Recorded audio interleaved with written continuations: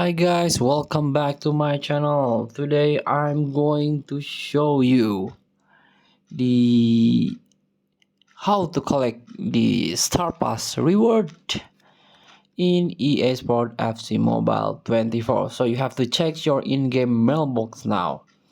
But before we start, I made this video is for beginner new into this game and still confusing how you can challenge the event, how you can complete the quest so you can get ton of reward from this game. So this is the let's get started. This is the star pass and this is the reward. If you purchase or top up the game, the green one will be your reward. But if you are free to play like me, this is your reward.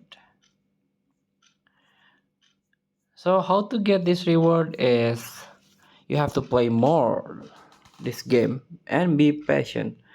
Also you have to complete the quest here.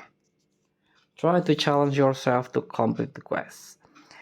And I want to show you, check your inbox now, tap, and this one, Star Pass reward available, tap to collect, tap to open, and we got 100 game coin, 1500 random player, and done.